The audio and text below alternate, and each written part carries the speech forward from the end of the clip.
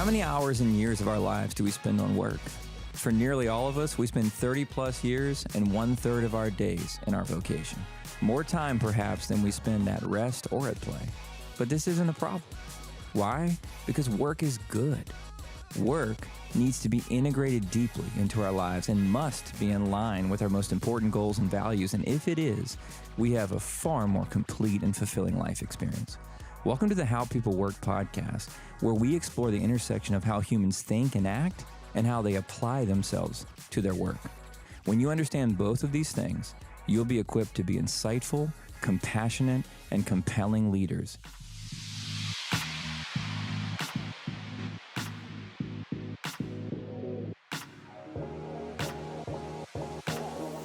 Welcome back to How People Work. This is Jordan Peace. As usual, I am joined by my co-host, Jason Murray. As usual, can't get rid of me. Can't get rid of you. He's a permanent fixture, folks. Jason, last time, correct me if I'm wrong, but we talked about skills-based hiring. We did, indeed. Yeah, good conversation. I think we, it may be a little bit boring because we agreed on everything, so we should try to fight a little bit more on here. But one of the things that came up right at the end, which I think deserves its own episode, and so we prepare for that, is AI and its impact on this skills-based hiring. And and by that I mean, how does it change the skills that are going to be most valued in the future? Right. And we'll probably slip into how does it just impact employment in general and some of those things. And, yeah. Well, I know you got opinions on it. I of course I have opinions. So we should awake, start I there. have opinions. Well, I think I feel like there's different narratives out there around AI, and I think maybe the more negative narrative perhaps is, AI's here and it's going to replace all these jobs, and people are going to lose meaningful work, and it's kind of doom and gloom in the end of the world with AI when it comes to, the workforce and opportunities for human beings and that kind of stuff. It's over. Yeah, and I'm not sure that, this might be a point of agreement, unfortunately, for us, but I'm not sure we agree with that more negative viewpoint. No, it's certainly not in its fullness. I definitely think that there are roles that will become unnecessary in many companies as a result of AI. I think there's tasks that we just stop doing because AI will do it for us. It's just a matter of, hey, this is the task I need done. Can you do that every day at 9:30, please? And you're like, that's definitely going to be the case.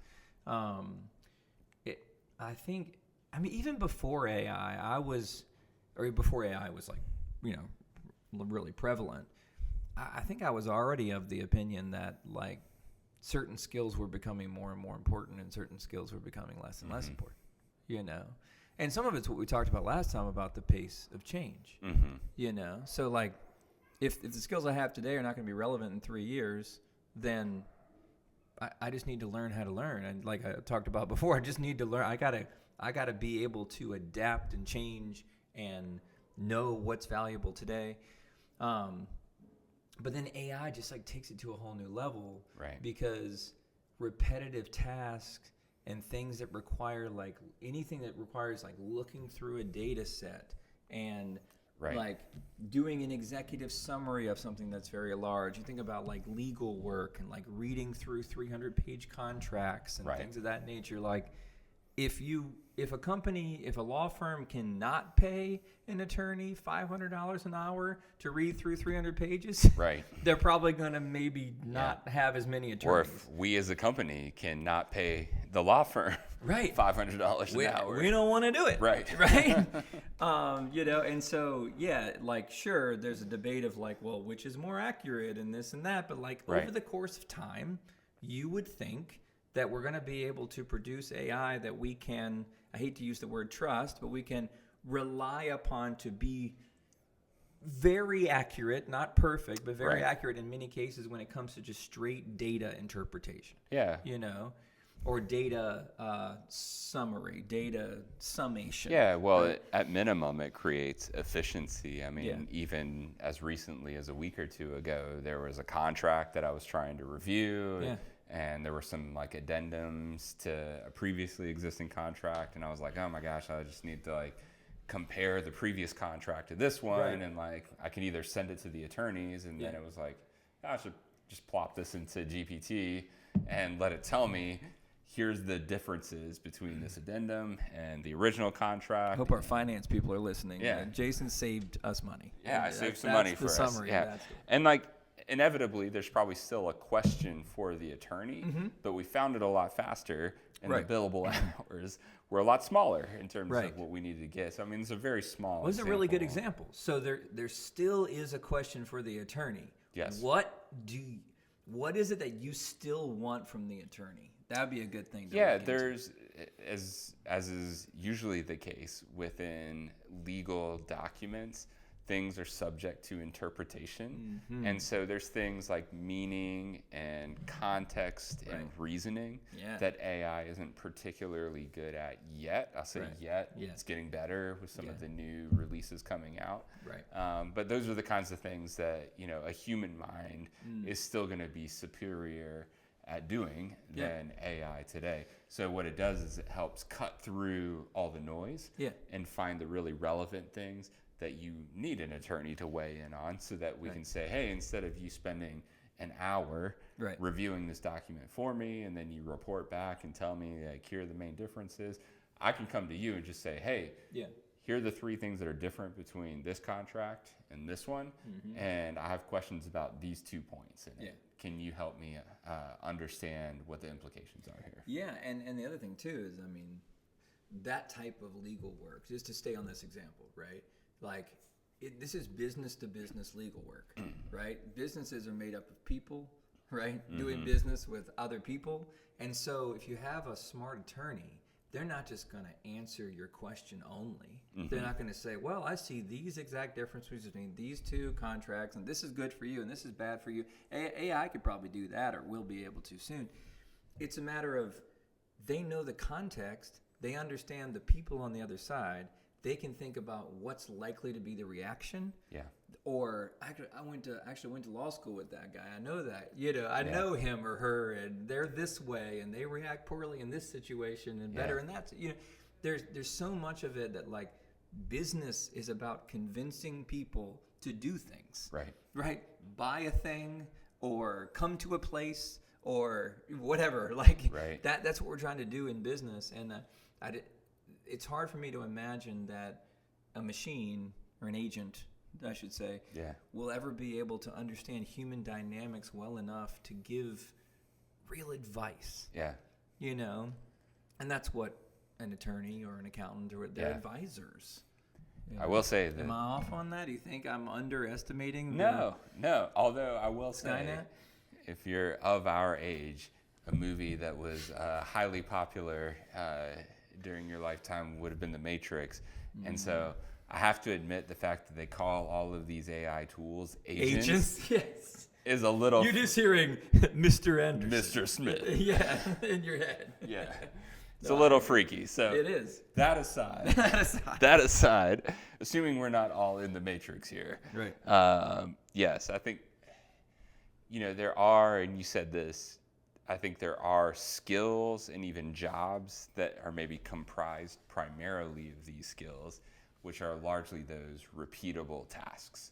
And so I think of, you know, different kinds of positions where, you know, there's things that just are doing the same kind of task over, and especially when they're digital tasks. I think in the future there's going to be a state where AI and robotics are doing physical tasks repeatedly, and I think that's true in factory settings and things like that. Where there are jobs that people do today that are going to be at risk for sure. And I think that's a hard thing. I think it's the thing we have to grapple with, but it's also just been true in general of evolutions that have taken place in the course of work with, you know, the Industrial Revolution and just the way that work gets done. There have always been these moments where certain types of work eventually become irrelevant due to technology change. Let's talk about, what do we think is going to become more relevant in terms of skills and abilities, and like what people will bring to the table for a business or organization or whatever. I mean, in some ways, I think they're the things that are probably most valuable to businesses today. It's creative thinking, it's strategic thinking and reasoning. It's processing complex problems that aren't just data sets, that are, what would you say, sort of abstract in nature. And so because they're abstract, there's not anything for AI to anchor on in the way that AI runs and processes information today. And so I think people being able to do those kinds of things are going to be increasingly valuable. But I think something that's interesting, and this is from a LinkedIn post from Reid Hoffman, where he's giving some predictions on AI in the coming year, or in 2025, this year rather. And one of them related to the workforce in particular, he says, we'll see a widening of the gap between professionals actively leveraging AI and those who haven't learned how to integrate tools like agents into their workflows. It may not be in 2025, but we're not far from a time when using AI at work will be the equivalent of not having a smartphone. And in some ways, it seems like a bold statement. In other ways, you're like, yeah, I mean, it kind of makes sense. I mean, it doesn't take that long for people to adopt new technology. I mean, even when, do you remember when Google came out? Like just search engines in general? Yeah. I remember having a... Well, because I had to switch from Ask Jeeves. So. there's a lot of them. Yeah, or Netscape. Yeah, there was one with a dog, something about fetch or something. I can't remember, but too long ago. But I remember I wasn't even aware of search engines. I was a little behind. I'm typically a little behind. And I was talking to my buddy Dan. We're having a debate about something. I guarantee you it was sports related, you know, and like who won this or who had won the batting title in this year. I don't know what it was. But we're just debating. You remember when people used to debate? Because you didn't know the answer to the question. Right. So you would just argue about it, right? And then he goes, I'm going to look it up. And he pulls out, well, like it's a computer, not a phone at the time. He opens up his computer and he goes to Google and he just like finds the answer. And then he gets the answer and he's like, see? And I'm like, what just happened? Right? Like there was we don't debate anymore. Like it's over. We're just gonna look it up and then it's that and then within months and ever since, that's how arguments go. Let's Google it. Right? Yeah. That's how it goes. Like it's like that great commercial where like people are arguing and they drop the red flag and then let's go to the tape, you know, and like look and then it's just over, right? Like somebody's wrong. It's nationwide or it's always the husband from what I could tell from those commercials, but somebody's wrong. You forgot. But like just to give an example of like the adoption rate of something like that, like if I can get information faster, that's an addictive thing. Like people can't really resist getting information faster, right? And as a result of that, if you can take huge data sets and then you could find out something way, way, way faster than you would have found it out without that tool. I mean, that's just got to be the case. Right. You know, so that comment about the smartphone and, you know, not using AI being like the equivalent of that, I think that tracks for me. Yeah. I think that's very much going to be the case. Yeah, I think so. I mean, there's very practical ways that I use it today, too. And, I mean, things like doing data analysis. Like, I mean, if anyone out there has used GPT or any of the other tools that are available, you know, it makes things like, you know, graphing and doing calculations that, you know, you might have done in a spreadsheet before and take you 20, 30, you know, 60 minutes to do. That you just drop it in GPT, tell it what you're looking for, maybe take 5 minutes to iterate a little bit, and you've got great analysis. You can do regression. I mean, there's all kinds of stuff that you can do around data analysis. It's super helpful, but I think what's interesting about that example is you still have to tell it what to look for. You know, like you give it the data set, but you still have to be smart about what data are you giving it. And then it can look for patterns, but sometimes the patterns that it finds aren't relevant. So you still have to know enough to know, hey, how am I going to guide this? Or you tell it, look over here, tell it like cut the data or segment it this way. And so there's still aspects to it that Which is a skill that you develop over time. I'm kind of playing with that. just Right. trying different things. And Right. finding the gaps in the AI's intuition and Right. going, oh, no, that's not what I want. But that's the skill, Yeah, right? the So skill. instead of the skill that is being a new skill. Yeah. right, so instead of it being like, hey, here's this spreadsheet that I can build with lookup tables and all this kind of crazy stuff I know. that looks amazing. Yeah. It's like, I know how to concatenate or whatever. right. Yeah, that's a fun one. That was like word of the day. It might have been. We should have Wasn't done it? that. Yeah. Let's just pretend it was. So the AI does all that now. Yeah. But the reason that you build those tables in the first place is because you're looking for Trying an to insight. discover something. You're trying to discover something. And usually discovering something requires some direction, right? You're not just wandering aimlessly through a field of usually it's like, hey, I'm trying to understand something directionally and validate that hypothesis. And the hypothesis still has to be originated from you as the human being. You have to figure out what is worth discovering. Yeah. And then once you go through the process of maybe taking a bunch of data and having it sort of drilled down to bullet points, then you have to decide what of the outcome that I got is most important, and then prioritize those things. But what would you call that process? Like, what would you call knowing what to look for and knowing how to interpret in the end? Like, and that's a little bit of a leading question, but like, when I think about this, we talked about, last time, the skills-based hiring, and we talked about two aspects, education and experience. And seemingly both matter less than they used to. But I actually think AI might change that a little bit. I think education continues to be, sorry for anyone in this field, but like less and less important. Formal education. Right. Less and less important. Right. Learning more and more important. Right. Right. But formal education less and less important. Right. But in terms of experience in life gives you something that an AI agent can never have, and that's wisdom. Yeah. At least it can. There's the potential. Yeah. Yeah. Yeah. It can, well, yes. You don't automatically have wisdom because you lived a while, but it can. That experience of understanding people and understanding their motivations, right? And knowing when to tell yourself that, that's not even important. Put that aside. Focus on this. That mental discipline.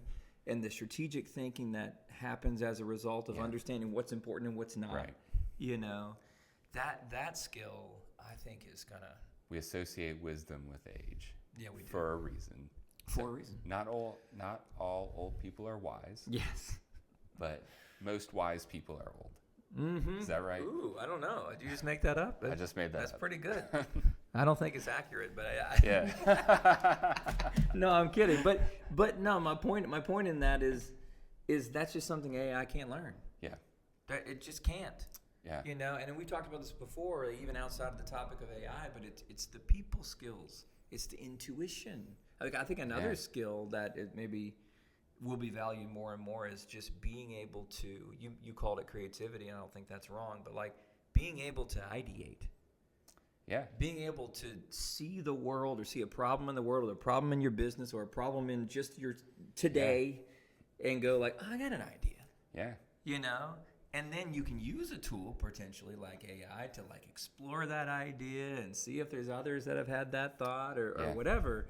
But that's going to be so much more important when you can go, really, really future state, if AI is coding and like creating apps and things like that on its own, to be able to just go, I think this should exist, and like work with an AI agent to like build a thing.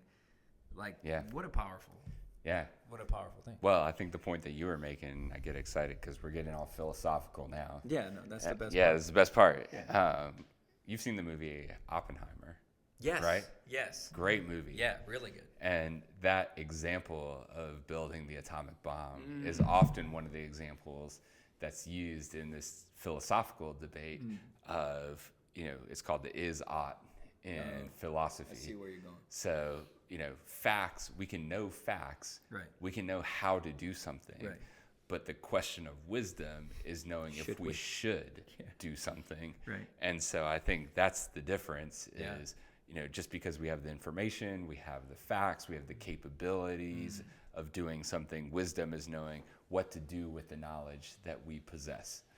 Yeah. And so, I mean, even your example of like, an AI agent can build something, there for sure are going to be applications and tools that the right question is actually, should we build it? Right. What should be built? Yeah. That's going to be best for, human thriving and those kinds of things, because there's going to be lots of stuff that AI will know how to do and will be capable of doing and have the ability to do.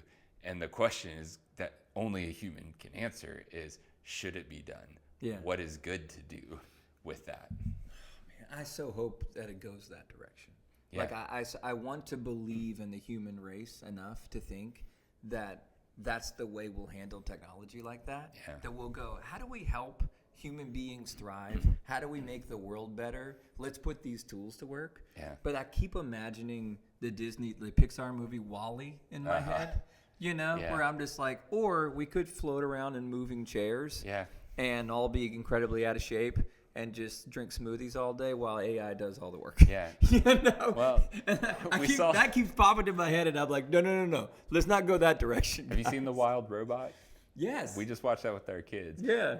It's a great movie. Yeah, it was cute. It doesn't feel realistic to me, though, because the portrayal they make is that AI will become more humanized and basically will with be feelings. Will and have love. feelings and love and all of these things that just are not what AI is. No. And so, it is a question. I have hope. Yeah. I'm always hopeful. You're more optimistic. I am me. more That's optimistic. Just a fact, That's true. Yeah. I'm sure that it will be used in ways that aren't good. No, it's always, and I'm hopeful that it's always bad actors. Mostly it'll be used in ways that are positive for people. I just hope people don't lose heart because they go, oh, well, this task that I'm good at is no longer necessary anymore, or this skill that I developed may not be necessary anymore. Woe is me. Right. What can be done? But as opposed to going, no, this is an opportunity. Right? Like now I can develop new skills. I'm capable of learning. I'm capable of growing, changing, etc.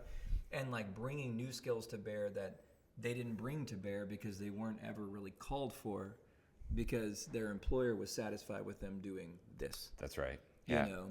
Which is a great segue. Did I segue and something? Place to pause. Yeah, it is a good place to pause. Because we actually want to continue this conversation and talk more about practical ways, practical ideas of how we can embrace skills-based hiring, how AI plays into that, how we can develop the best talent on our team, which I think includes ways that we incorporate AI into what our teams do and know how to do. And so that's a topic for the next episode. I like it. Thanks for listening to How People Work. Thanks, Jason. Thanks. Bye-bye.